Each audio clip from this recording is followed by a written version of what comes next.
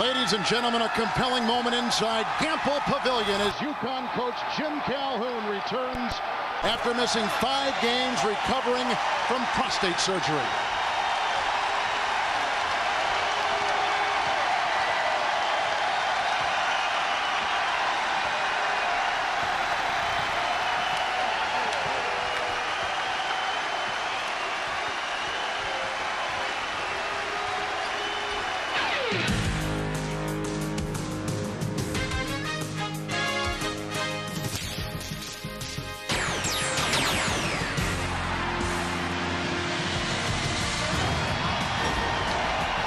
Rockin' Gamble Pavilion on the University of Connecticut campus and stores. A clash of Big East rivals as St. John's takes on the UConn Huskies. Both in the East Division, the Huskies have won 3 of 4. The Red Storm has lost 4 of 5. With Bill Raftery, this is Kevin Harlan. Great to have you with us this afternoon. Very emotional inside this building and for the program of UConn. Boy, paying homage to the greatest coach in the history of UConn. Uplifting. He means so much to this community. It's wonderful to see him back. And let's talk about St. John's. They've got some issues on that side. Well, they sure are. They just can't finish games. They're struggling late. Guys can't make plays. Of course, the one guy that knows how to play is Marcus Hatton late in games. He does a solid job in so many particular areas, whether it's inside, stealing the basketball, or putting it on the floor. He can break it down with his penetration. He's aggressive on the glass. He can freeze you deep. He's got a three-point shot. He's got a middle game. They just need somebody else to help them. It's UConn against St. John's inside the jam-packed Gamble Pavilion. It comes your way next on CBS. CBS Sports coverage of the road to the Final Four is sponsored by Chevy Trucks, the most dependable, longest-lasting trucks on the road. Celebrex. Talk to your doctor about Celebrex. And by DiGiorno. It's not delivery, it's DiGiorno.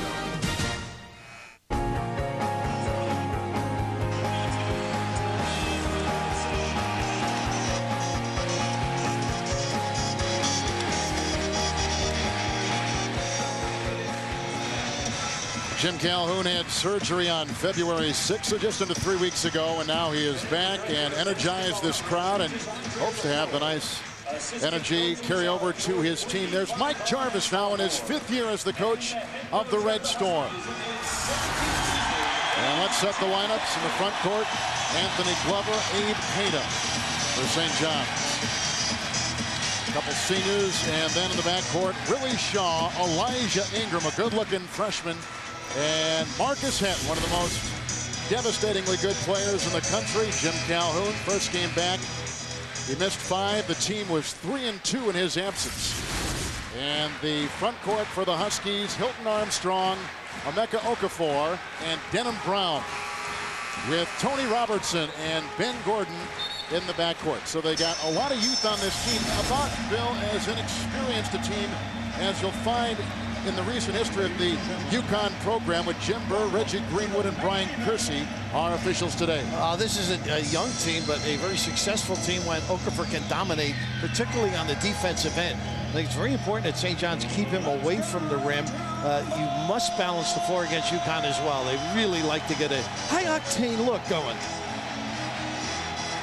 UConn comes in number 24. And they've been rated as high as the 3rd slot back in the first week in January. It's key. I think Talik Brown will be playing a little bit later. How he does when he gets on the floor. Ben Gordon taking over the point. And right now, Kevin Harlan, the Johnnies go. Wait a minute. It's Gordon. And going inside to Okafor, and he was stripped of the ball. With some nice defense from Glover. And quickly the other way they go. Ingram and off to Hatton. I think they're going to have to penetrate. Don't settle for the deep threes. They were unsuccessful. Of course, Syracuse makes you shoot deep.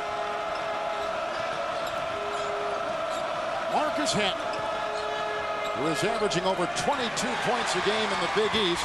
And Gordon goes flying the other way. That's one of the great matchups today in college basketball. Inside to Okafor and a foul. How about that?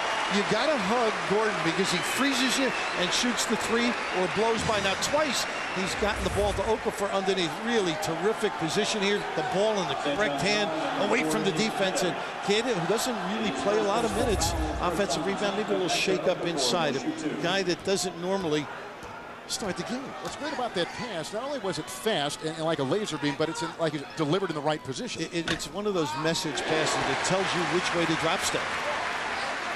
So here's Okafor at the free throw line, a 6'9" sophomore from Houston, Texas, a 59% free throw shooter, and coming off a 15-point, 10-rebound, 6-block shot game against Rutgers the other night. You know, a friend of mine, Yorkie Larisi, who's a scout for the Indiana Pacers, he has worked in the summer at a camp with Okafor on the free throw and was talking to him before the game about being fluid, one piece, and certainly looked at that last one.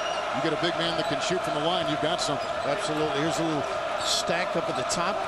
Little pop out by Hatton. Screen by Glover. Hatton into Robinson. And snaps it outside, ricocheting out of bounds off UConn. 16 seconds to shoot. You know, Kevin, a team that takes away that baseline pass is really getting down and covering beautifully. With good attention to detail.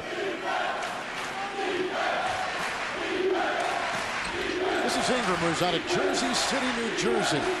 Hatton and now Glover. Anthony Glover has been a starter for a long time. Great steal by Robinson, and he goes over with Gordon finishing nicely, and Robertson with a nice steal. You turn it over that high out, you can't balance the floor. You got to value it better. On the road, you want to get a good, solid start. St. John's really has to work this trip. It's Glover again over the freshman Armstrong. Good-looking rebound by one of the top rebounders in the country, Okafor. Robertson crashing into Ingram, doubled by Hatton. Well, he got a big on the other end. Okafor really putting pressure inside.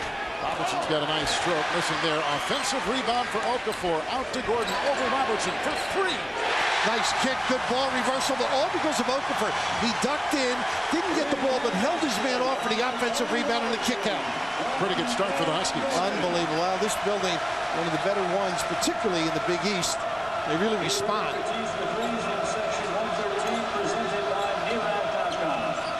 Shaw can stretch the D if he can make some outside shots. We can see Brown right up on him. But a good move by Shaw to get some room to fire, and picked up by Robertson. Look at the numbers. Brown to Armstrong. Mike Jarvis up. Let's see. He wants to get his troops together. Shock treatment early. Husky style. They just get right after you.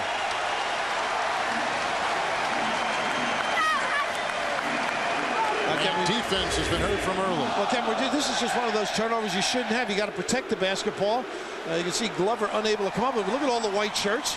The ability to finish at the other end when you get it that far out. But here's the duck in that sets up this play. The shot occurs. Now watch how he just seals his man.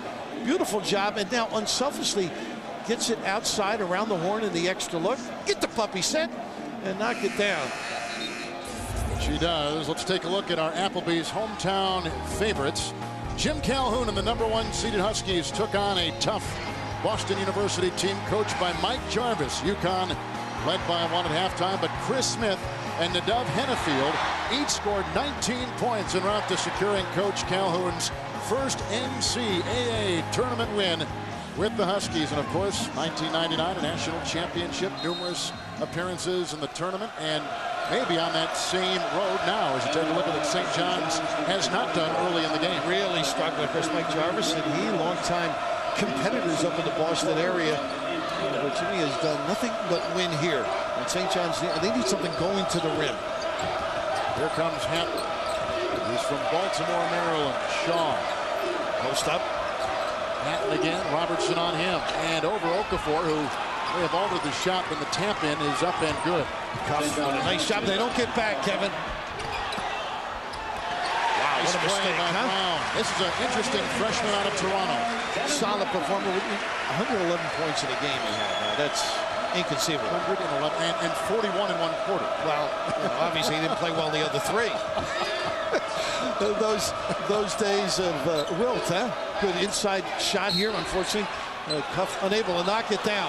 But the one shortcoming you have, if you don't balance the floor, you never let a guy run. Look at the numbers here, and everybody's sort of confused. You got to go down and get yourself in position, and good poise here under pressure as Brown gets his feet coordinated and then finishes the play. Okafor picked up his first We're going to bring in Mike Hayes, who almost left this program a couple weeks ago, and the assistant coaches had to talk Hayes into coming back and staying the way. He's a senior out of Hartford. Well, you know what's tough? Everybody wants to play, and their friends want them to play, and you know there's a lot of role positions, and you can contribute and be involved. Hatton took it inside, knocked away with Gordon flying the other way, and Denham Brown once again there to put it in. How about the push? You got Marcus White down there as well. A lot of people, all the white shirts, just punished with the push. Marcus White has come in now for the Huskies, along with Mike Hayes. Kyle Cuff in for St. John's. There's the only changes from the starters. Here's Shaw, picked up by Brown. And Cuff tries to slide it inside for Hatton. Working on Robertson inside. They're going to have to manufacture some post-up. They don't have a solid back-to-the-basket performer. Hatton, one of the better ones. Hatton's coming off a game where he had 10 steals. 10 steals. I'm sure that annoyed Jimmy Boeheim. Denham Brown. And the rebound by Ingram. What do you think about this young freshman out of Jersey City? Well, he had the tough game up there. I think he's got a big upside. Really knows how to play. Played for a Story program and a wonderful coach, Bob Hurley. Just a matter of when to take shots is the key, I think. That's part of the learning process. Hatton comes up empty. Look at the numbers again. Brown, Gordon, Robertson at the other end, and goaltending will be the call on the Red Storm. Got to get back, Kev. Put that on Brady Reynolds, who has just come in the game. Connecticut with 10-0 in the fast break point category. And with the conclusion of today's game, we will select the Chevrolet Most Valuable Player of the game from each team. Chevrolet will make a contribution to each school's General Scholarship Fund, a tradition for 30 years. CBS and Chevrolet with the referee, Kevin Harlan. Some great shooting so far for UConn, 6 of 9. St. John's is 2 of 8 to start the game. Struggle, they settled early. King in the game now. Guy that's got some talent. They got to get somebody else to contribute. A third performer out there. Eric King in the game now for the first time for the Red Storm. And Willie Shaw. Good looking rebound inside. Pull down. Mike Hayes got it. Denham Brown at the other end for 3. That's what Talik Brown, as the ball goes to St. John's on the out of bounds. Talik Brown comes in the game. All of a sudden, you get an open look outside. A solid provider. A guy really understands. And I've been watching the sideline. Jim Calhoun has been seated most of the game. Of course, we look over now. Maybe just a little bit of change because of, you know, the demands on him right now. Physically, it's got to be tough, don't you think? Exactly, yeah. So last night he went to bed at 10 o'clock and slept like a baby. Last time I went to bed at 10 o'clock, I didn't feel well. But he certainly is rewarded, I think, today when he walked in this building. It was a great applause. Had to make him feel good. Cuff, King, Hatton. Shot clock at 9.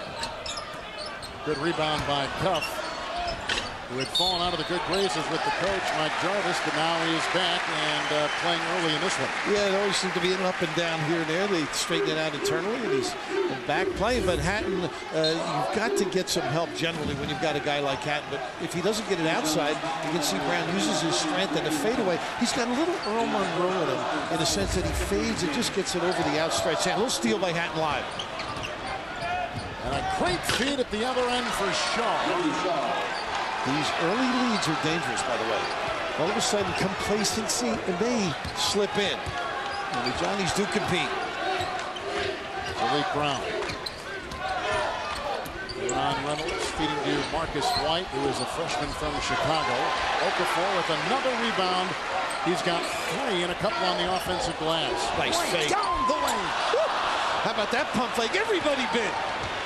A real comer, White. To King. Reynolds. You can see they really look for Marcus Hatton. Sometimes you got to take the bit yourself. You got an opportunity, take advantage. St. John's has not tried 3. They're a poor shooting team to begin with. Yeah, well, I think after the last game, they're going to try and get better shots, use the clock a little bit, down to 10. King trying to carve his way inside, and that a flurry of white UConn jerseys in there as Anderson, Rashad Anderson, freshman, picks up his first foul. This is what you were talking about, huh? First 15, and how about down the drain there? My goodness, that really hurts you. And Craig Silver, our producer, looked it up. 7.7 points in Big East losses, and that's part of the problem. And in talking to Mike Jarvis, he was comparing it to horse racing. I know you've occasionally gotten involved, but that they get to the stretch and all of a sudden they don't come up with the right response, you know. Angel Cordero is not in the house, you know. You got to get other guys to assist. Coming to understand, here they come. Eric King from Brooklyn and a 64% free throw shooter. +4 rebounding now, UConn. Contain the dribble, very important. Look at Okafor, nice job, and then the cushion off White. Looking for Talik Brown. Had surgery on that finger a couple days ago. Tried the reverse and got it to go. How about that? Use the rim to ward off the big people. Showing a lot of courage. He's got 4 pins and a plate in that index finger. They got the 2 fingers taped together as well. And he asked to be a sub today. Right. Asked the coaches. Thought that far better to let the guys who've been performing well. Ingram. They're going to Kyle Cuff. Big body, great defensive play inside. Turned in by Marcus White. Now White's a real cover. George Blaney, former head coach here, was suggesting how White has improved each day. They knew he could rebound. He's going to be a force. A little excitement. He was a late signee here. And a good one, right? Nice little look, but not the right one. Numbers. 3-on-1. Ingram leading it and feeding nicely to Willie Shaw, with Robertson getting in the way and drawing the foul. Pretty good reaction, but the key, I think, for UConn, and he gets overlooked, Talik Brown, because he's the kind of a guy that looks for others. They all want him to score. No flash in his dash, but really understands to use that rim, and there's the difficulty you alluded to. Making sure he just can't get hit that hit. He'll be protecting it. Ball was knocked out of bounds. There was no foul. 30 seconds at the shot clock. And King. St. John's comes in 12-10. Big East 5-7. You can see the by Reynolds won't go. I'm sorry, Kevin. Philosophy let Reynolds bring Okafor out, but he couldn't make the jumper. Anderson for 3. Woo! The toaster. The microwave is taken. He can light it up. Huskies 57%, and they've hit 2 3-point shots, and right now enjoying their biggest lead of 13. A lot of them in the open floor in the early offense, too. It's Cuff over Hilton Armstrong. He knocks in the first 3 today for St. John's. Okafor's such a force that you've got to get him away from the rim somehow. Keep him active, even though Armstrong was out that time. A solid blocker of shots as well. Ben Gordon back in. A sophomore from Mount Vernon, New York. A little push here. I think Reynolds, only way to stop Okafor. Gordon does a nice job hiding behind that screen. Knock the 3 down. If you jump out on him, turns the corner. Reynolds picks up his 2nd foul. And a timeout. UConn is led by 13. Their lead at 10 in the first half from Storrs, Connecticut.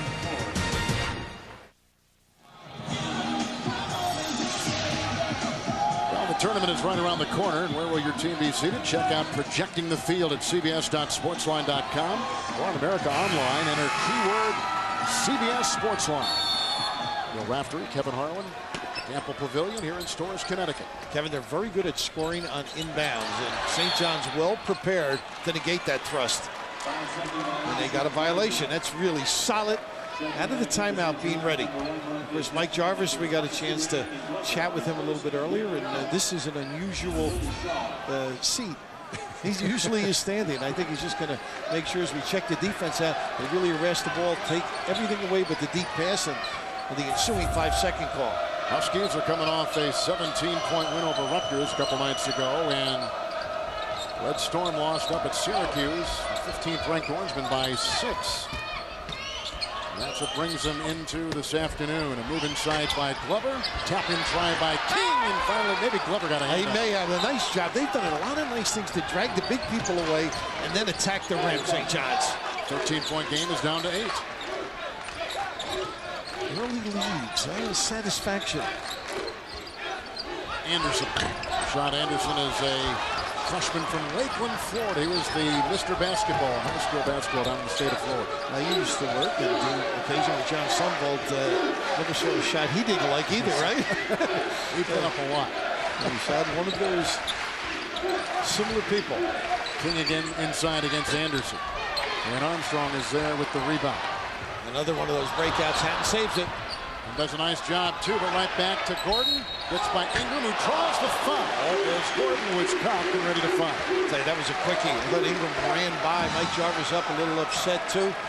But to think of what Jim Calhoun has meant to this program is just extraordinary. The level of play, the consistency, the national platform they've been on, and part of it, the recruiting, because they run the floor just like that. Hatton saved the goal that particular time. It's a high-octane philosophy, and kids sort of relate to it. Kids love it. They do. Absolutely love that. Here's Gordon at the free throw line, one of the better free throw shooters in the country at 86%. He is the #8 scorer right now in the Big East Conference. And a great talent. And he can play on the ball or off the ball in the guard position. And a great range. Of course, he and Willie Shaw grew up there in Mount Vernon and played a lot at the Mount Vernon Boys Club. You think about this UConn team, if Ron Butler had decided to stay, he was only a sophomore when he left, but added to what they've got now, they'd be devastated. Where would Pat Riley be? Well, that's a place he or we don't want to know. Well, you know, it's amazing. These programs, though, can take the hits, it seems. You know, Dukes and Kansas of the world, they just have enough.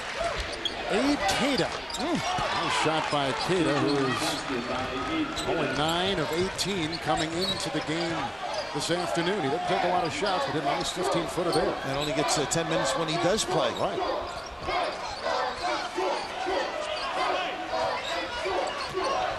A good pressure on the ball by Hatton. Robertson, shot clock at 14. Into Okafor. I think they may have gotten King on the grab. I'll tell you, St. John's defense has been very aggressive. I mean, it's other than not balancing the floor, but Ingram, a guy you asked about earlier, he can shoot deep, but his penetration sets it up, and Abe knocking it down. And aggressive defensively here, just trying to get out in front. Real solid job with the foot. Just came a little second too late. Great effort. Point blank range missing right there. They brought back in Mike Hayes. They've taken out Hilton Armstrong. The Huskies have, and here comes Marcus Hatton. He might be the best 6'1" player in the country. I tell you what, he really is a load to defend. He puts a lot of pressure on a lot of people. He drags other defenders. Look at Okafor now. His guy can get a hold and get an easy look. Hatton. Rebound by Gordon. Hatton is 1 of 6, by the way, shooting this afternoon here at Stores. I like the shots, though, don't you? 10, 15 footers, not really jacking up the deep one. There's Brown and Okafor. That's where he's gotten better. He's got a little jump hook in his repertoire, turnaround jumper, and a class act. And smart, very smart. They're all commented at various nights, and very important to his family that he be well educated first in his basketball. His dad brought him as a young guy. He didn't want to go to a little youth game. Well, the rest is history now. Ingram for 3. He hoisted 20 3-point attempts the other night at 2. Oh, what a steal by Robertson. Gordon was fouled by Hatton. Well, those long diagonal passes, they are lingering. It's like a cornerback stepping in front, but here's the ability, the top side defense take it away. They get good support, but the little pump, the fadeaway, not on but a big fella. He gets better on that end. What a tough out he'll be. Cuff is back in now for the Red Storm. There's Mike Hayes. He's open. Point blank range again for him. And Mike Hayes, junior college transfer, and averaging about 2 points a game, knocks it in. 44%. You know, when you say he's open, a lot of kids will say to you, Coach, I was open. You say, why do you think you're open? They know you can't knock him down. They're reading the scouting report. But he's 44%. It's not meant for him.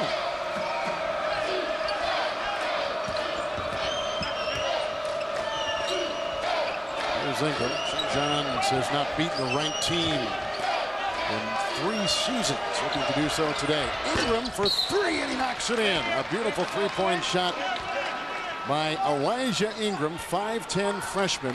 McDonald's All-American, the New Jersey High School Basketball Player of the Year. He has about every decoration you can think of. Any credential you need. I think they got a foul on UConn, if I'm not mistaken. Jimmy Burr with the call. Hayes picks up a foul. And a timeout taken with the return of Jim Calhoun of the Huskies.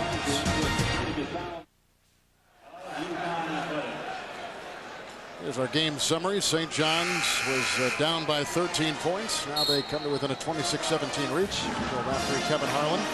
And Okafor does a lot of things. He scores before he plays some defense as well. Well, when you're preparing to play UConn, you're so concerned about where you lift him, where you place him, and he shows so well on any dribble drives. He does a wonderful job. It brings your field goal percentage down simply because you're going to take shots a distance from the basket, or when you turn the corner, as you'll see here, here's the show, and I just love the footwork. Dancing feet. I know you got some moves. He gets the puppy set, really knows how to show and then recover on his man. 7:22 to play in the first half here from Storrs, Connecticut. It's Shaw to Ingram and picked up by Gordon. And looking for that one-man zone in there, looking to help out. Because Hatton launches on the fly across the lane, and a foul is called. Last year, Hatton put in 34 against the Huskies, and they remember that well. And here's the Emeka Okafor that we know so well. Looking to help. He recovers back, really understands how to position himself, take his shot. Here's the show, and look at those quick feet. Just extraordinary. Understands what he has to do. And if you don't have a threat against him, he just decimates your offense. One in the country in blocked shots is Okafor. Number 8 in rebounding in the country. Number 1 in the Big East. Last year, first team freshman All-American. As you take a look at Talik Brown, who is back after missing 4 games himself with an injury, and talking to Jim Calhoun. Lucas Hatton at the one. A seated Jim Calhoun. I think he's just pacing himself. You know, Jim Burr's working this game, and I said to Jim before the game, I know you're tough and hard and demanding, but you would not have the courage to call a team today, would you? He said, if he moves out of that box, great respect for one another. It was terrific, though, to see Jim walk out before the game. The thunderous applause, I think, brought a tear to a lot of people's eyes. Driving inside is Ben Gordon, who is accelerating all over the floor and certainly has another gear. A tear to Mike Jarvis's eye with that breakdown off the bounce. All with the left hand. St. John's 7 of 24, 29%. Gordon has 6 points and 4 assists. He's guarding inside. Here comes Hatton. Okafor got a hand on it. And Hatton just stays with it, or no? Cuff. A cuff that's in the mix as well. 7-point game. Well, you got Okafor. Use the guy. Give him Garden Hayes. Well, he made the jumper, right? Coach, I told you. Look at that scouting report. But a nice cushion on Okafor. But this is just gorgeous. He freezes you with the bounce. And now the blue bar. A little lingerie on the deck. A little kiss at the end. And nobody inside to do the job. But here's Okafor again. If he doesn't have to guard anybody else, he's great off the ball. George Blaney was saying when he comes as the second guy defensively, not too many people better. Shaw picked up by Brown. Number 5 to play. In the first, under 6 to play in the first half with Hatton. Picked up by Talik Brown. And picked up by Shaw. Good offensive rebound. Yeah, tough shot, too. They're really making Hatton work. He sort of sneaks by people. Down to 3. Didn't hit the rim. Okafor the rebound, and it's +2. Here comes Hennon Brown at the other end with a great hesitation, but a travel on the play. And again, St. John's has to get back, Kevin. 2 white shirts out in front of the pack. They're very fortunate to get that turnover. And that's all St. John's has to do to be solid defensively. Well, Sunday on CBS, live from New York, it's the Grammy Awards with performances by Bruce Springsteen, the Dixie Chicks, Faith Hill, Eminem, John Mayer, and more. Don't miss the Grammys, live Sunday on CBS, America's most watched network. And this is newly instated Reynolds, who missed the shot. Another offensive rebound. Ingram there all over the floor. He and Hatton kind of the same build, same kind of game, same moves. Speed, quickness. Mike Jarvis really has these guys ready to play. Even though the beginning was not what he would have liked, they're really scrapping, hustling, getting involved. Just get back and identify. Okafor's got 7 rebounds. Amazing. There's that high pick and roll that Gordon runs beautifully with him. A little slip. Premature. It's screened by Okafor as Gordon drags a couple defenders with him. Shot clock at 14. Okafor's right there now. Gotta give him some touches. White. King with the rebound. They had the angle on the wing. They go to the top where they have no angle. Nice patience, though. Yeah. They run a high-low beautifully. When you got the talent that they have, it's extremely effective. They just nurse him back into this one, Kevin. Slowly but surely.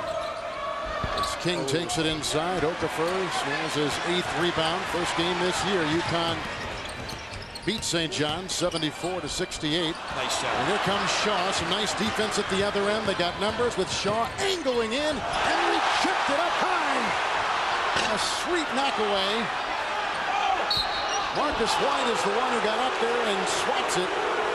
But a foul is called on Denham Brown, and that's his first. Abe Keita, they are hustling on the glass. The push and the inability right here. I thought this was a charge, by the way. I thought Gordon was there in plenty of time. I agree. You know, and then they got the kiss shot. And Shaw right here, he should have made a decision earlier and really hung out to dry, and good support defensively by UConn. This is, knowing that Calhoun was coming back today and the emotion, the passion that would be inside this building, it is no surprise that we saw maybe the quick start by UConn, but the perseverance by St. John's has been equally as commendable. And I would agree. I think a lot of emotion, as you stated, where guys are going to really let's get a great start kind of a thing. And now they've got to position themselves at the half as Mike Jarvis and his team. They've started to scrap a little more, be feisty, get involved on loose and early balls. St. John's on a 9-2 run, despite missing their last 7 shots. Larry, great shots, really good stuff. Regional action continues with college basketball today on CBS. North Carolina will play at 8th-ranked Duke or a surprising 3rd-ranked Louisville at Cincinnati. That's next here on CBS. Well, these two teams, of course, looking for some postseason possibilities. Let's start with St. John's. Their RPI rating right now, 102. Sagarin has them at number 68. People think 2 more wins, they're in the NIT. What do you think? See, all you authorities think about is tournament. Right now, Mike Jarvis is saying, give me a win. Let me just surface. Let me bob up and down in this water. Breathe easily. Whatever happens, happens. But no, you're right. I mean, they've got to get better win and then address postseason tournament. Nice denial here by Reynolds. Well, let's see. UConn is not taking care of the ball all that well lately. Now, the first 6 minutes, Bill, just 1 turnover. The last 9 minutes, 7 turnovers. Now, here's UConn. Are they a bubble team right now for the NCAAs? Well, I think they're strong enough and good enough, but they're going to have some tough games going down the stretch. I mean, this is a program, a lot of respect nationally, obviously. And Notre Dame on Monday. Notre Dame Monday is a big one, I think. I mean, that's obviously a RPR pit. So it's not an easy trip as they close out the season. Tony Robertson at the line, a 1,000-point score in his career. Only 41 programs have had players that have scored 1,000 points. Can you name all of them? I mean, we don't have time right now. I think the obvious schools, but UConn. St. John's. Tony's from Providence, as you know, and a little hold here by Cuff. Cuff had him by the sleeve there, I should say. Marcus White trying to escape. French Cuff. They had him by the button.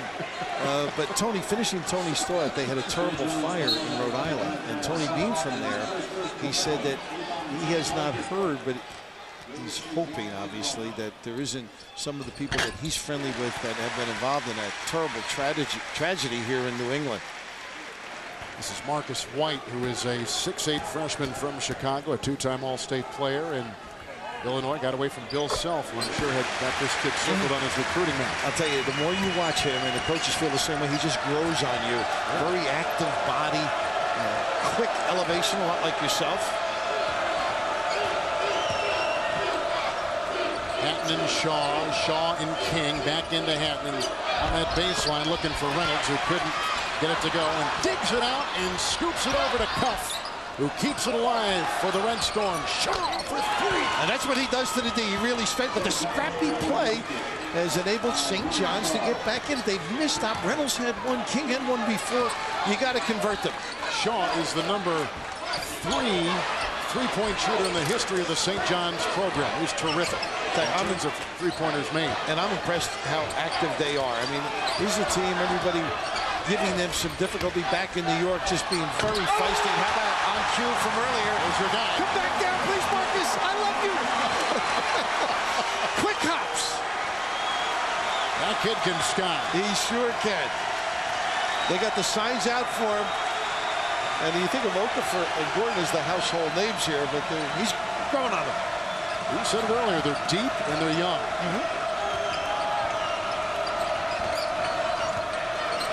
Patton against Robertson and pulls it. And again, Okafor was lifted. Got to respect defensively. Patton with a wonderful read. Here comes UConn. They are 12 of 24. 50% from the field. They've knocked down a couple threes. Got a double. Okafor. Offense. It's on him. Turn the shoulder, and Vlade Divic's in the house, but it works. Reynolds able to take it on the chest and take the bite.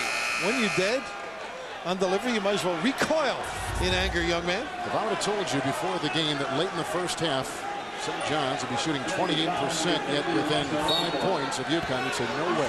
Which tells you a lot about effort, I think. Yes. I would agree with you, but they are just getting involved in anything loose they feel that they deserve, and it's a tribute to this coaching staff. I mean, they really got these guys off the deck, and they just struggled late in games. Turnovers have hurt the Huskies. They've got 9. St. John's with 3, and a foul. One inside on UConn. And underneath, I think it may have Denham Brown with a little nickel dimer. Tommy Moore alongside Jim Calhoun there. 13-point lead to begin the game for UConn. Greg Gumbel has our singular at the half with scores and highlights on a obviously busy Saturday afternoon of college basketball. We're going to enjoy the Bill Raftery visit with Jim Calhoun, which was emotional and probing and very, very interesting for a man who had to go through a lot of emotions, a lot of big life emotions. Look, he really had to be introspective. He was. You forget about people's lives because you see them on this marquee stage. You know, there's a lot of important things that go on in these coaches' everyday existence, and family becomes one, and their involvement in community another. And his feeling for his players. I mean, you deal with a lot of the NBA players that know him, the Rip Hamiltons, and all of them. Absolutely. Yeah. You know, the surface of him, he really gets after you. He's a barker, and he gets after you, but he wants you to be better, and he knows you've got something. So he's always urging you, trying to drag it out of you. Full court press employed by St. John's for the first time this afternoon with 90 seconds to play in the first half. Nice show. Let's see how they handle it. They got the freshman on Robertson. Oh, how did he get that shot up? Some strength. Covered well. You are right. And a little forceful, and though when you're down the road as a senior too, you have the confidence to take it to the 10. Robertson is 3 of 4 from the field. Leading score. No one in double figures in this game. 7 points for Cuff, 6 points for Hatton leading St. John's, and 6 points for Gordon leading UConn as they get tangled up inside, and it is a foul on St. John's. Reynolds, it looks like. Reynolds picks up his 3rd, and they need his size. Here's some other coaches that missed time. 5 games missed by Jim Calhoun. I was there with Norton Stewart at Missouri when Rich Daly took over, and they made the Sweet 16 that year. Fine, of course, one of the long-time assistants for Jimmy. One of the great guys, Don Haskins. Now, what is interesting is when a head coach misses and he's out for a part of a season, he still gets credited with the wins and losses of his. I guess it's at the discretion of the coach. We think maybe not in all programs. I didn't want to miss because I knew my assistants were better. I mean, the Reverend Father would say, put him on the deck. This guy, we're paying him for what? Take some time. you look warm. Let me go to the bullpen. I was thinking that applause that Jimmy received when he went in, or when he walked into the building, that's the one I got when I left. Not as warm, but as loud. 7-point game. UConn has led by 13. St. John's has never led in this game. Big decision here now. When and what shot? Down to 15 now. Usually in the right hands, but it's Hatton. Robertson is on Hatton. Keita got it, and he bumps inside into White. Nice pickup by Okafor. They've got time. And they take the timeout. Now, there's Jim Calhoun that we know. Up, wants the timeout. Get after his guys. He's back and healthy, and good to see.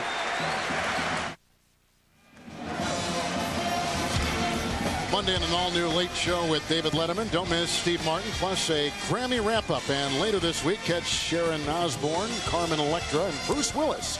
It's all right here on CBS, America's most watched network, with Bill Raftery, Kevin Harlan. Greg Gumbel is moments away in New York with our singular at the half. And let's see, 23 seconds with the clock beginning to tick, winding down the first half here in Storrs, Connecticut. Nice to see and hear Greg again. Been busy all year. Got a little break, I think. And now he's ready like we all are. Ready. This is the best time of college basketball. Ready to rip it up. Little zone look. Must rebound. Hilton Armstrong back in the game, a freshman. Here's Gordon for three. And Armstrong tried to poke it up, and that takes us to halftime with UConn leading 37-30 over the Red Storm of St. John's. And the return of Jim Calhoun, 60-year-old coach with prostate surgery in early February, back after missing 5 games. The crowd energized. Bill Raftery is with Jim Calhoun. Jim, how are you handling the emotional and physical difficulties here today? I'm handling that fine. If we can stop rebounding, handle an awful lot better, I can tell you that. Did you watch and stay seated, or were you concerned, or did you just get involved in the game? I got involved in the game and forgot about everything else. Now I want us to go rebound some. Go rebound.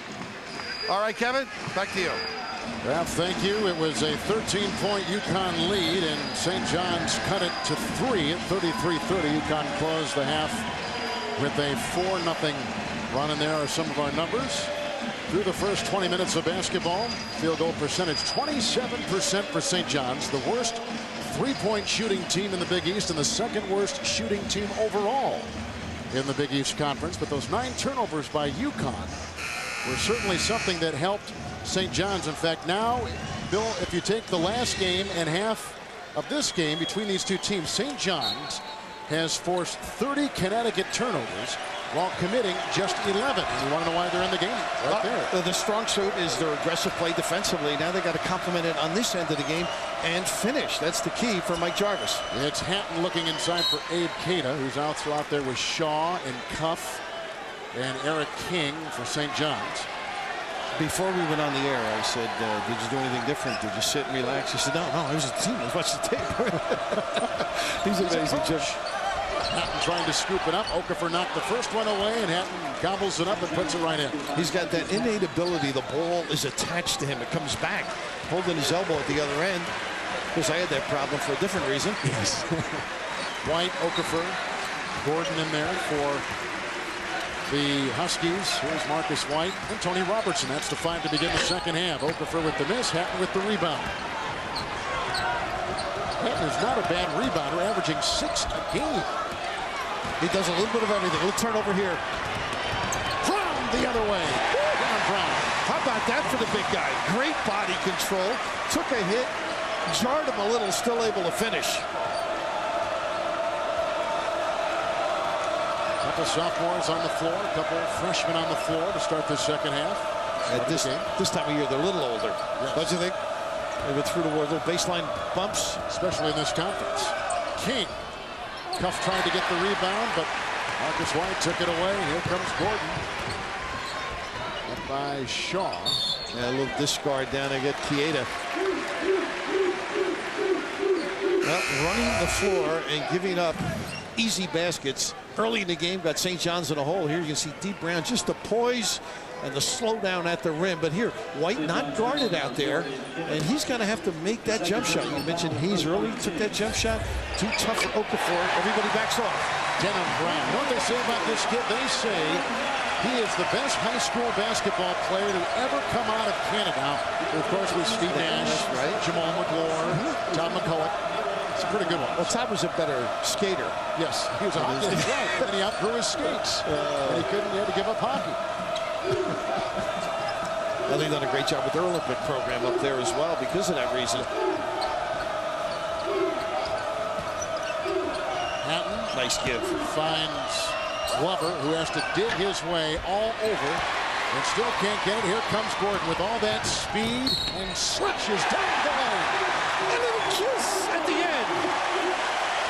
Benjamin. Tell you, they have just had their difficulty. St. John's getting back, getting gathered, identifying the offensive push and slowing it down. I mean, it's really been a major concern. They end up with a tough shot, which usually leads to fast breaks. But this is what makes Gordon special. He knows when to pick it up, get it high away from the defense. Kiss, Kevin. Now more speed now for the Red Storm. They brought in Elijah Ingram. They've taken out Eric King. And these are two really fast, athletic teams to begin with. And now they just got faster. Well, they cover quickly, react quickly. 8-0 UConn run. Beginning of the game, very similar.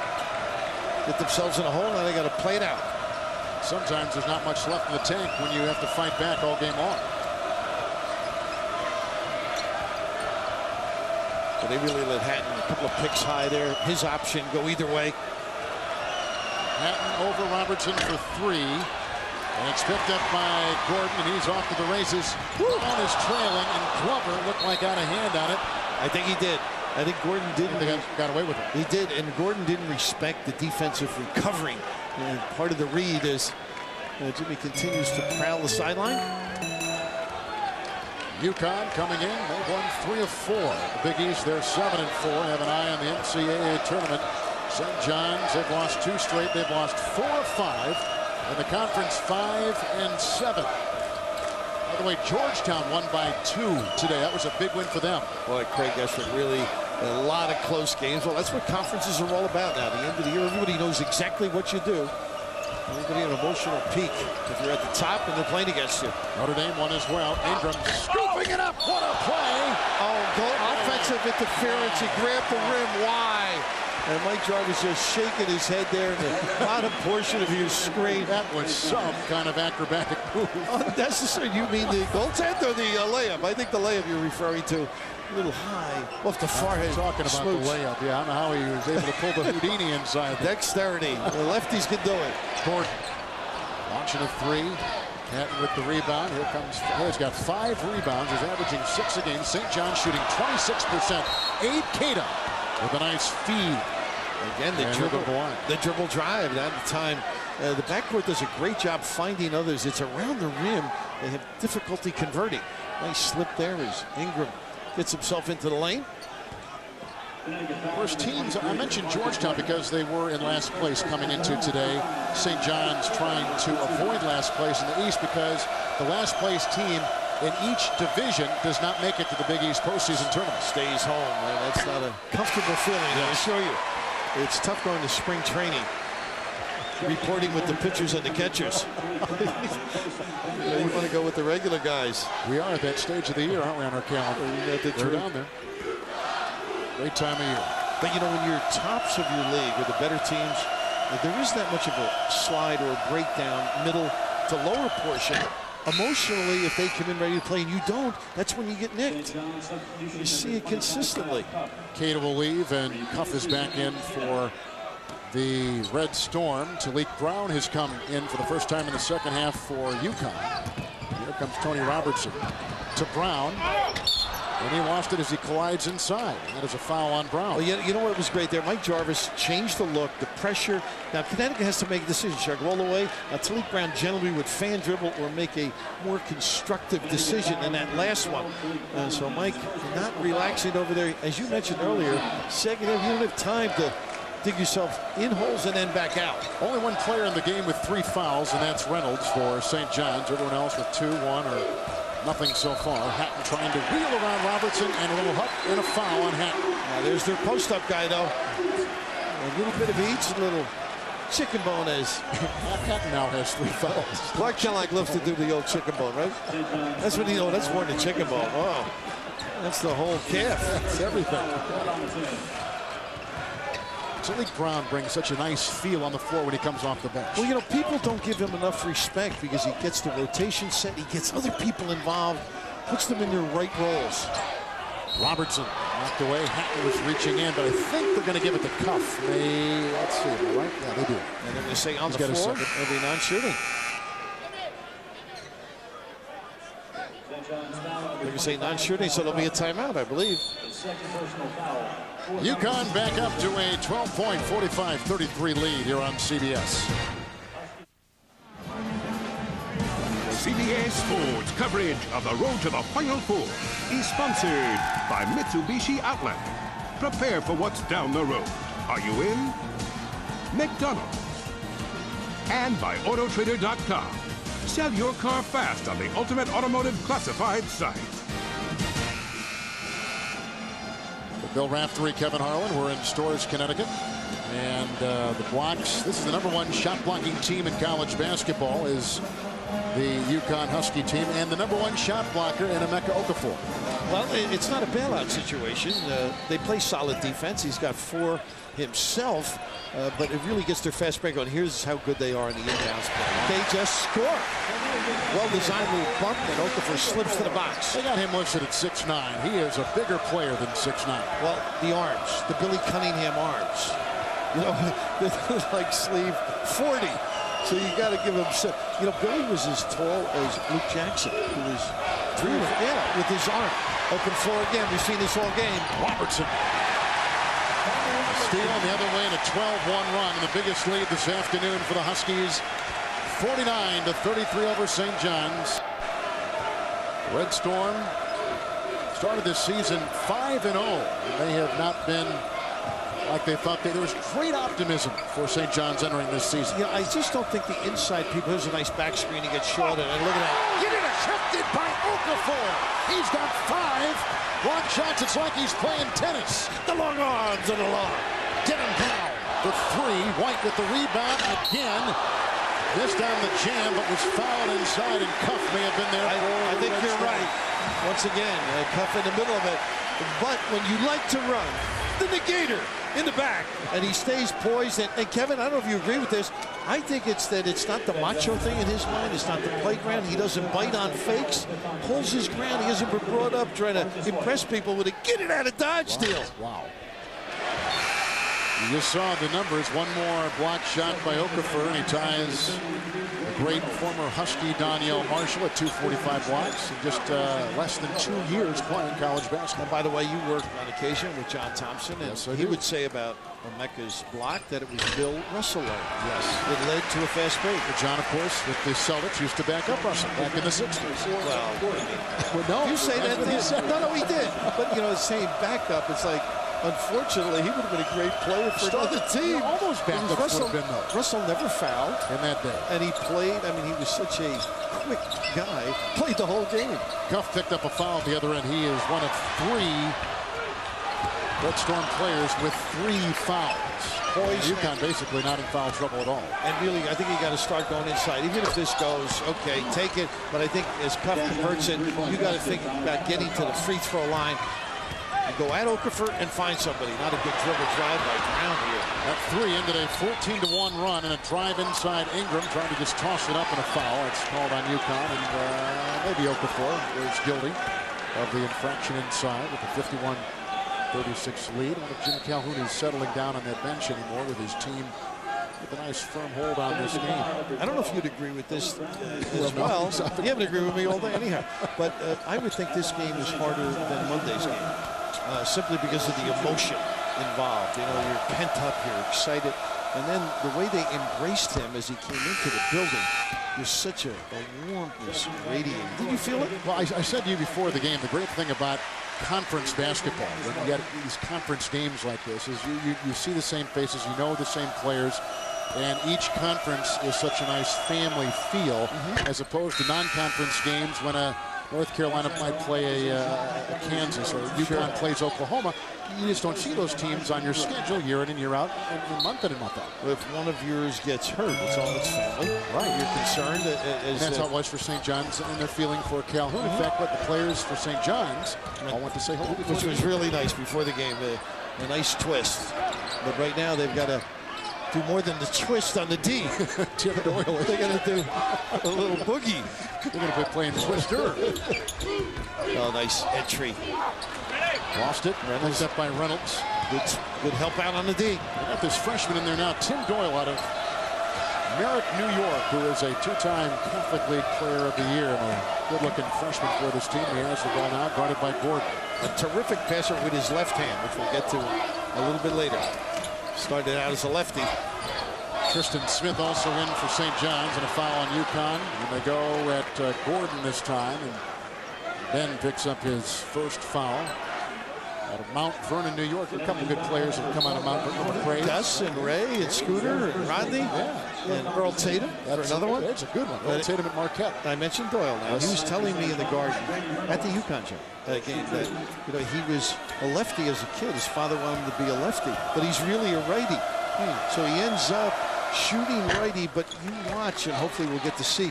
He really wings the ball has around. A good feel with that left hand. Yeah, he's one of those guys. Give me 2 gloves for Christmas. I couldn't afford them. His 2001 AAU team was the national champion in AAU basketball a couple summers ago. And, he does give them a lift when he comes in, a little spark. He's played a little bit more of late. He actually got a start because of his good play recently. Sean Anderson is in for UConn. Oh, you talked about Okafor's feet. The foul is inside on St. John's. His feet are as quick as any player that size I think I've seen. Very nimble. Yes. And really reacts well. This is a tough play against St. John's here in the penetration. I thought this was a play on, but you can see as he gets himself organized here, and I think that's just to keep playing. And the St. John's guys a little frustrated. And when you're struggling behind, that sort of takes you out of a little bit of a run. You mentioned before how smart he is. A 3.7. He's been on the dean's list every semester. He has been here, and he's looking at a degree in finance. And you and I know that is not easy. No, not at all. And the money you make, it's more difficult. He's going to keep up. But it's great because it's an example for others. When kids brought their books on the road with my team, I thought they had done something wrong. Now these kids are businessmen when they're in high school and college. He spends a lot of time, I'm told, by the coaches on the computer and always constantly calls his instructor, the academic advisor, in the middle of the evening. Usually the phone calls I got in the middle of the evening. And academically, that's right. And I had to go see the judge. Doyle against Anderson, a couple of freshmen going head-to-head. Here's Cuff. Nice cut by Reynolds. They got to squeeze it. There's Hilton Armstrong. Gordon scooping it to Talik Brown, sliding inside. Boy, that kid is quick. He is quick, and a nice little bump got him to the rim. Well, you mentioned Armstrong.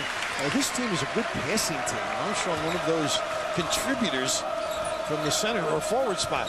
Fast break points. UConn 19-2 over St. John's this afternoon. The whole story. Doyle tried, and they were with the left hand inside. Yeah, he can go either hand. That time he avoids the charge. But that's what I think they've got to do a little more. Get it in the lane, even if Okafor's there. Make him commit. If he comes at you, someone's got to create a pass in there. Not across to the left, a slide by, get yourself over there. Something you learn in the camp, and who is there? Looks like he's got a net around the rim.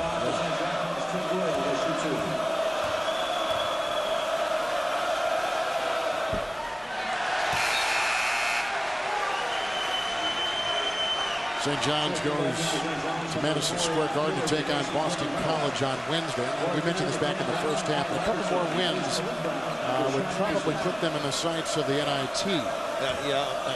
Again, they've got to get better. I mean, that's something that would happen. Mike Jarvis told us that today. But, BC, I think Troy Bell's playing great. Craig Smith, I mean, this is a really good team late in the year, even though the record is Robert gets an open look. Again, not responding, and Shaw's on the sideline, or baseline. UConn has nailed 3 three-point shots, and St. John's 4. A technical foul on Mike Jarvis. Well, a little frustrated on that call a couple of trips earlier. And he's jumping over there, he's saying over the top. Kevin Clark, who's been with him quite a while, along with Mike Jarvis, the deuce. Jarvis has taken some heat in New York. They've lost 2 consecutive games at Alumni Hall, and here's the technical free throws by Gordon. But it has been a rocky season for him and his program. I think he expected a lot, and he didn't play well. And I go back to Barkley leaving, Artest leaving. You've got Darius Miles or Cook left. Yeah. Darius Miles, and all of a sudden, guys you expected like King and Cuff, they're just not ready yet to play this high level. And top of the screen, you'll see Michael letting everybody know that he's a little upset. Mike Jarvis in his 5th year at St. John's. He's been a coach at Boston University and George Washington. He also was the high school coach, of course, for Patrick Ewing in Boston. Absolutely. I got a letter from Mike when he was there saying, "Don't bother." I wasn't even. He's not going. Before there was a finals, I wasn't in the finals. See, had he only known you, it would have been a completely different story. Getting to know him. Yes. Obviously, of course, defensively is something they've been hanging their hat on. They just have the trouble on the offensive end. Got any game breakers here? Nice steal by Tristan Smith, who jets the other way. Smith is a sophomore from Amityville, New York, and doesn't play that much. Only averages a point a game and a rebound a game. Robertson. Oh, nice move in mid-flight. Robertson. It didn't look good at the middle when he fumbled it and may have won. But nice little freeze of the D. And I love Tony. Little sign in the stands, and why not? Another technical and he's out. Nope. Gotta get him. And Kevin does. The official Kersey, Brian Kersey, was saying, "Don't hold me, don't touch me." You know, this is a culmination of things. There was a play in the Syracuse game that went against them that he was overly concerned about, didn't say much. And when you're as competitive and as involved, and you take it to your heart, this is what transpires. Venting really for, as you mentioned, some of the difficulties coming down the stretch, and he's handed over the playbook to Kevin Clark.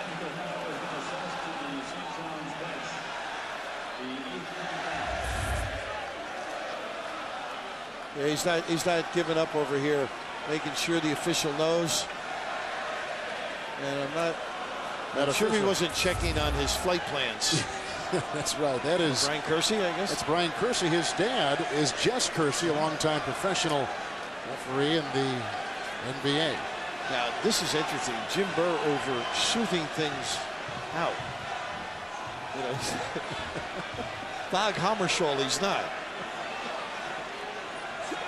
A new, softer, kinder, gentler Jim Burr, and I think the respect for Mike Jarvis. You have to leave in a timely order. Is that what you're checking on your watch? I think he has got a certain amount of time to leave the floor, but he's on the clock. They've exceeded it. Maybe they're looking for a lost ball. Yeah. You know, golf, you get 5 minutes. Yeah. I've been there. And he just gave a nice pat to Jim Burr, too. I mean, it's shaking hands with Jim Calhoun. Everybody's in this together. I mean, it's just tough. George Blaney as well. It reminds me when in the tournament a couple years ago when Dean Smith was ejected. North Carolina against Kansas, walked over and congratulated Roy Williams with time left in the game. And I do remember, you know, they really stressed in that tournament, don't let the coaches move or say anything. Yeah. And it was almost an overreaction to one of the easiest going. I mean, he never bothered anybody. God bless you. I mean, but he got bang, and it was terrible. You know, Billy Packer has talked about this often, about the relationship these coaches have away from the game in the offseason. And there are so many close alignments. It would probably surprise people, wouldn't it? How close a lot of these, I don't know if these two coaches necessarily are, but it would surprise a lot of people how close they all are. Now they've been through a lot of things together, these guys. CBS Sports coverage of NCAA men's basketball will continue after this message and a word from your local CBS station. A night of drama on CBS, beginning with Touched by an Angel, followed by Craig T. Nelson in the district, then go inside the secret world of the CIA on The Agency. It's all here tonight on CBS, America's most watched network, with Bill Raftery, Kevin Harlan, and our entire CBS crew on the return of UConn coach Jim Calhoun, who had missed the last 5 games because of prostate surgery and came back this afternoon for the first time. Look at the defense inside by the Huskies. Cuff couldn't breathe. It was a torture chamber inside. I don't know if it's quite. I guess it would be with a guy like Okafor. He's wonderful looming off the ball, though, isn't he? Yes. Cuff, who's got 10 points and leads at St. John's, even though he was supposedly in the dog. Rejected, and that ties the all-time UConn block shot record. Got to catch that. That ties the record of Daniel Marshall now at 2:45 for Emeka Okafor. So you got to get his guy involved. In fact, that broke it. How about 2:46. They must have given him one earlier in the game. And sure enough, at 2:46, he is the all-time shot block leader. Little turnover here on the missed dribble by Robertson, but Emeka, here's the one that ties the shot block. Look at him off the ball. His guy has to find the hole, and now, for the record, the torture chamber. Get it out of dodge, big fella. Amazing. You don't get an easy look, though. That's what makes their defense and run out so tough. Hatton has almost had to carry this team. Cuff for three. Rebound, Caden knocked away by Armstrong. Retrieved in the corner by a very aggressive Ben Gordon. As Robertson, who's the only player in double figures for UConn, ran into a gauntlet. As you can see, the block shots. 13 to nothing in that category. What does that decimate you to? I mean, you just don't get the opportunity to get any easy looks. It wipes out an inside game. I think you just got to keep moving him and get him on an angle. Robertson again over Smith. Good hustle. On his own miss, he gobbles in, vacuums in, and keeps it alive for the Huskies. You generally know first that it's a miss. Nice flare screen to give Gordon the open look for three. Not good defense that team. That trip. Connecticut 4 of 12 in three-point territory. St. John's 4 of 10. UConn shooting 55%. And the Red Storm all game long in the 20s, now at 27%. I just think the shot blocking takes your heart away, too. Not as aggressive defensively the last couple of minutes. Can't get anything inside. There you go. And a little mismatch now with Okafor. Nice pickup by Robertson, and inside they had Cuff free. Nice job, though, right? Yeah. Now, Cuff, we've talked about him earlier, that he was running the ground a little bit within the program and the guidelines, laid down by Mike Jarvis. Now he plays early today after talking with the team. But a nice little story Mike told us before the game. Well, it's almost like admonishing your child when he does something wrong. You can't quit on him. You bring him back. He doesn't do the right thing. And yet, I think peer pressure played a part in this as well. He had meetings with his teammates, and everything was absolved, and now he's back. And he was wrong. And the big thing with this team, though, against the UConn, you've got to get Okafor moving. If you let him dominate, you're not going to get anything around the rim. Get him out and make an angle. You might get an easier look, but he just dominates. So he wills the fast breaks with his presence. Robertson leaves with 12. Gordon has tied him now at 12. Talik Brown is back in. Demon Brown checks out. Rashad Anderson is in for UConn. So some more substitutions. And again, showing the depth of this bench. And that bench will be key for all teams in about 3-4 weeks. Tournament time. Yes. Who's your favorite or some of your favorite shot blockers? And we mentioned Russell. Basketball now. It's just all time. Well, I'll tell you what, this kid is about as impressive. When Elijah Wan was down at the University of Houston, that was so much fun. Patrick Ewing at Georgetown was terrific. Right. Danielle, we mentioned Connie Hawkins going back. Yep, absolutely. Dr. J could elevate. And by the way, Dr. J is 53 years old today. Oh, the University of Massachusetts. Here's Glover. Driving inside and finds two into the face of Okafor. He just keeps plugging. That's what I like about him. He doesn't have that elevation or quick hops, but a banger. And that time a little theatrics around the rim. It's not all that bad. No, you got to do that. Change your look with Okafor. Nice little high-low. That's what they know. They're not playing white. They're helping out. Cuff, jamming it up. Gordon. Smith on him. Shot clock at 11. With under 9 to play in the game. Remember Marvin Webster? Another shot. Yes, the eraser. The human eraser. That's a good one. Got a chance here. Nice pass by Hatton over to Tristan Smith. Tristan shout. A little kiss on the open floor. An easy deuce. Finally. Of Mike Jarvis, they're within 11. Yeah. Kevin, we've got step it up. Kevin Clark, take it over. CBS Sports coverage of the road to the Final Four is sponsored by Saturn, makers of the View, the redesigned L Series, and the new Ion. The U.S. Navy. Navy, accelerate your life. And by the Intel Pentium 4 processor. Can a better computer really change your life? Yes, Intel.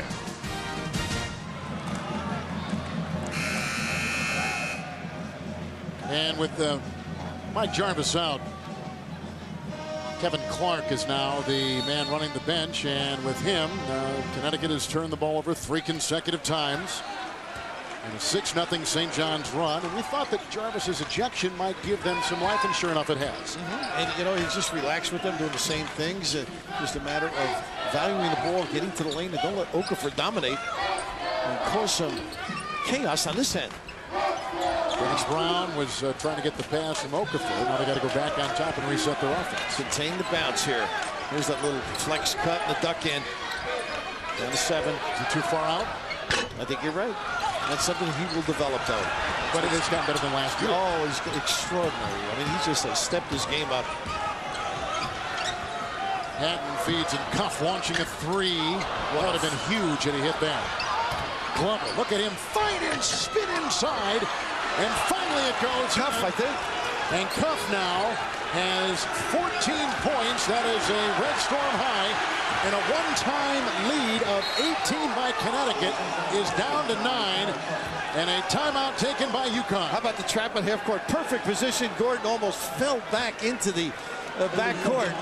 But a heads-up play inside. You mentioned Glover, a little empty, but a Cuff delivery. We had it killed Bill Self to lose this game. Marcus White, right in his backyard. But then who did they took that kid that got hurt with the knee? You're right. You're right. Yeah. Not bad either. Yes. Could have been spam. There he is right there. 60-51 UConn. The energized St. John's team is back in business, even though their coach Mike Jarvis has been ejected. Talik Brown. Nice screen by White for Robertson. Rebound by Cuff, who is all over the floor, and a foul called on UConn. Nice shot. Okafor, a guy that has just been extraordinary. You name it, he's provided the lift for this club, whether it's a post up or a finish in the lane. You name it, huh? Just solid. He's worth more than 50 cents today, that's for sure. He's just such an impressive guy, and the upside is extraordinary. Yes. He just really is developing, burgeoning as an offensive player. I said that because that's the name of the group that was the music in the background. Well, thank you. Yeah, what is it? There's Cuff at the free throw line, 15 points. I still like Glenn Miller. 5 rebounds, I do too. Showing my age. It's an 8-point game. I'm looking over at St. John's. They make this little comeback. Connie Jarvis is home. It's probably the only break that Mike had because he couldn't spend any money in the area. You know, keep those credit cards. But right now, his associate coach Kevin Clark doing a solid job. St. John's on a 10-0 run with 7.5 to play.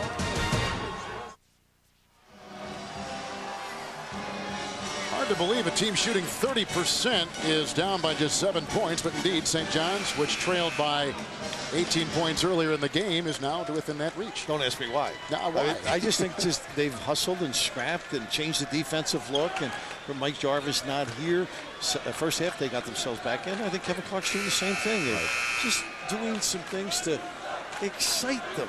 Coming up next, North Carolina State at 8th-ranked Duke, and Rick Pitino and his 3rd-ranked Cardinals of Louisville will take on Cincinnati and Bob Huggins. There's another guy back from some health issues on the sideline. Good to see Bob hale and hearty and leading his Bearcats. I mean, the game is demanding that there are health issues that every other family is confronted with. Of course, they're high profile and more people pay attention to it. Nice slip. What a pass by Gordon inside to Okafor. That baby had some serious jazz on him. Well, that's what makes him an interesting player. He's a combo. He can run a show, Gordon, and yet he also can knock some deep shots down. But Okafor with the hands to gather. Okay, now we've talked about his feet. Tell me about his hands. For a big man like that to be able to catch those kind of passes. What a great gift. I shook his hands and he grabbed my watch. I mean, it was it's like a catcher's mitt, right? Enveloped. Yeah, but there's, softness is very important in catching the basketball and in shooting free throws. But as I mentioned, can't have the entire package. Well, York Larisi, who I alluded to earlier, had spent some time. I will talk to Yorkie about that. The Pacers scout. He is a 59% free throw shooter. 7-point game, under 7 to play. Here comes Marcus Hatton, who's been pretty quiet in this game. He's got 8 points. He averages over 22 a contest. Nice little down screen set this time by St. John's. They've run a lot of different looks just to get Okafor out of the way. Missing right there. Nice rebound. Vacuumed in by Shaw. Keeps it alive. That one was not even close by Kyle Cuff for a jump ball. Quick whistle. Possession. Yep.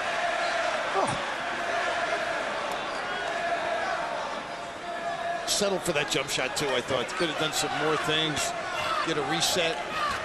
Now this is the advantage when you miss the rim or harsh off the glass. The offense has a better opportunity to rebound. Heads are down. Little three-quarter trap by the Johnnies. UConn scoreless last 3.5 minutes. Okafor sent inside. White trying to get it and done.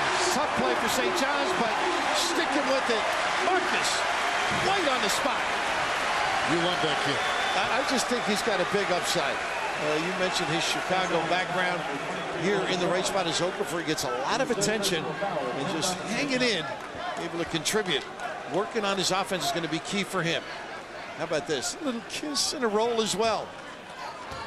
Connecticut will be taking a 22nd free throw. What's he taking, his gum there, or his mouth protector or something? It's the 22nd UConn free throw, and St. John's has taken 20. A little pastrami for a pregame meal. Things happen. Yeah, they do. Tristan Smith will take a seat. He played well, Tristan Smith did for St. John's when he was in. Kevin Clark is just looking for some fresh bodies, some people to bring some excitement. Shaw Hatton in there. Here comes Elijah Ingram back in the game. A spin move by Cuff. Okafor knocked it away. He's got all those blocked shots, most among the 13 that they've accumulated. He makes you spin. He creates a whirling dervish around the rim, Okafor. 14 blocks. That ties a season high for the Huskies. Got to get it in.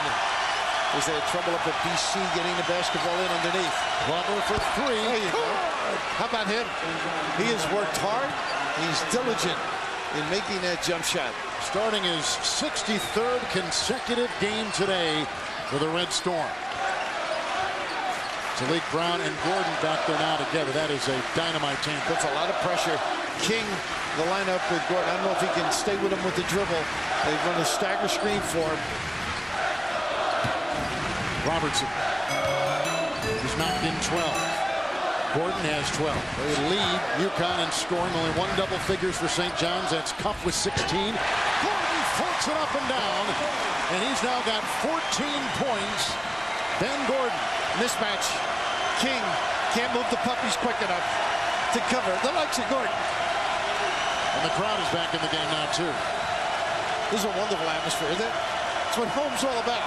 Amongst the best in college nice basketball. Rejected by Okafor. How about his reaction? Then he runs the floor. 9 block shots this afternoon. A triple-double, huh? An unusual. I'm not saying I'm suggesting he may get them with blocks some evening. Talik Brown weaving inside, a St. John's foul. Cuff was defended. You need quick decisions. You got to get the feet set as fast as possible, and then he's ready to go. Now this is just a mismatch I alluded to. Gordon just the ability to blow by people and cause some. You step up and he slips the ball. Solid use of the bounce. The thing about Okafor is he doesn't take a lot of body movement to propel himself up. It's just that quick. He doesn't go down. Acceleration. He's got springs in his toes, right? Yeah. He doesn't have to flex. Something in there. Look at. You're right. He is a block and 2 points away from a triple-double. As Cuff will leave, and what a story he's been. 16 points after being kind of on the outs in this program the last week and a half. Brown missing. We have to hit those. Yeah, and he struggles too. As your point guard, it's so important. Kevin Clark with the timeout. You hear the whistle, you get nervous. Connecticut started 14 of 16 from the line, but 1 and 8. Jim Calhoun just didn't know what to do.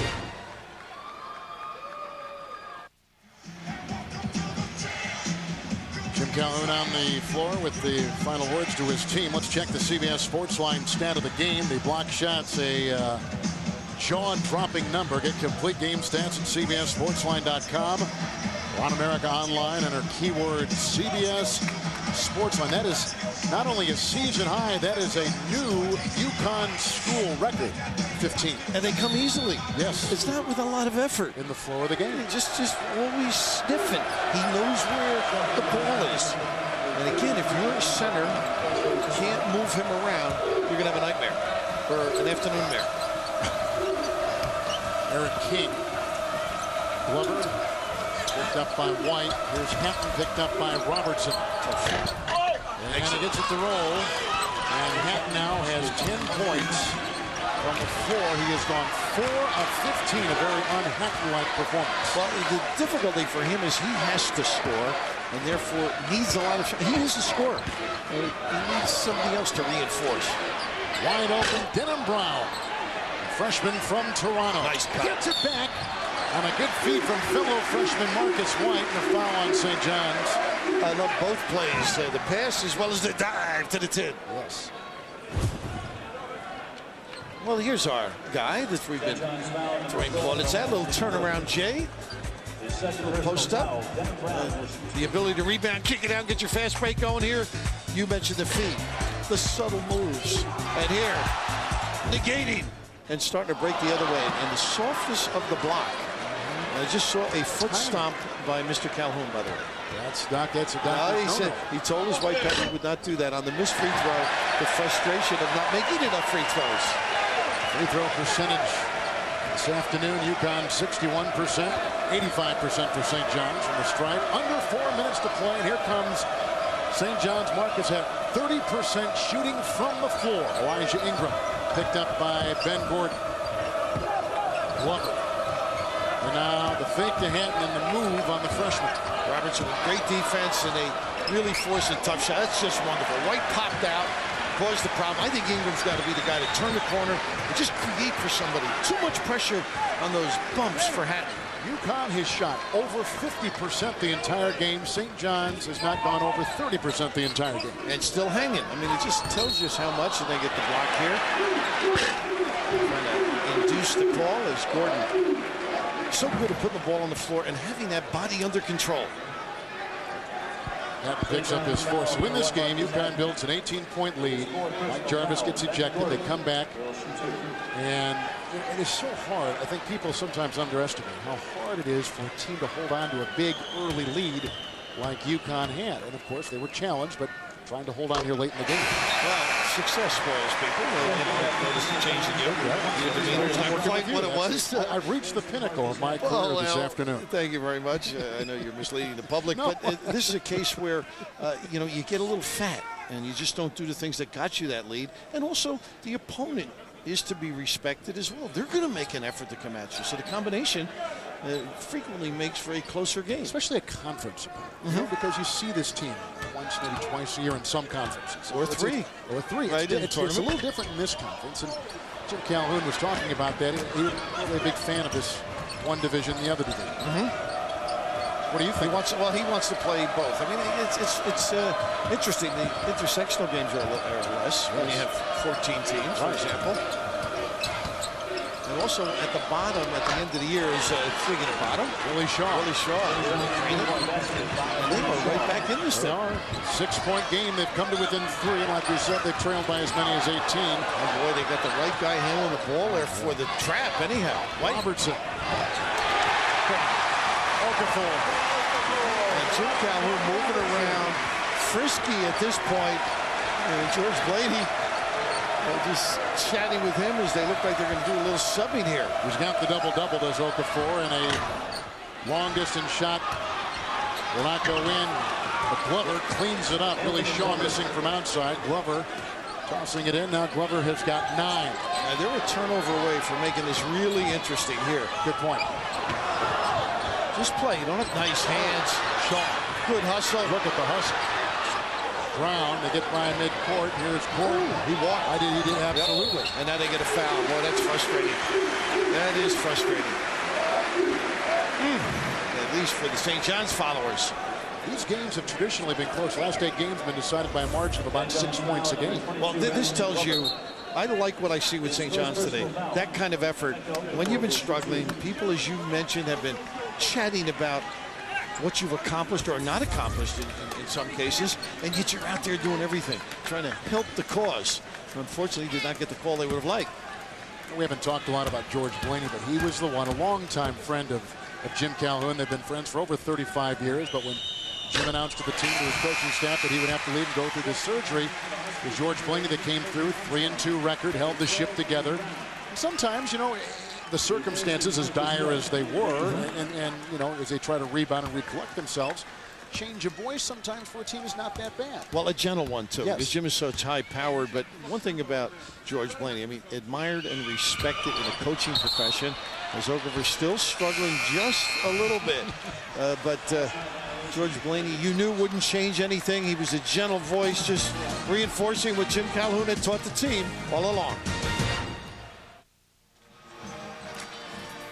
Wednesday on CBS, Star Search, the show that took America by storm, is back with new comedians, new singers, and a special new category.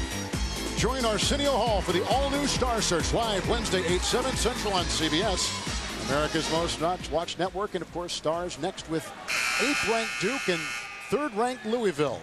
Blue Devils against North Carolina State, the Cardinals against Cincinnati. That's coming up next here on CBS.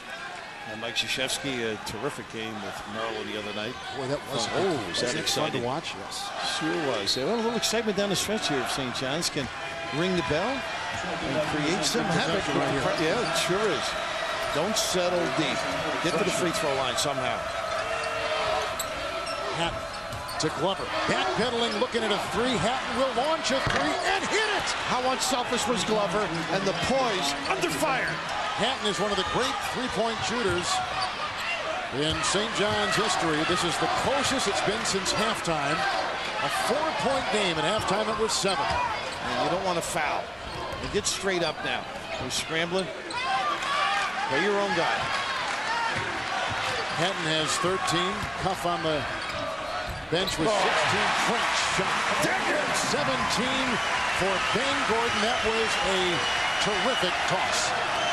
He took King earlier. That time he takes the smaller Ingram right down the lane with a Jerry West-like delivery. Deep again. Another one for another bomb. And a timeout as well by Kevin Clark. 72-69. Oh! 3-point shot and a 3-point game.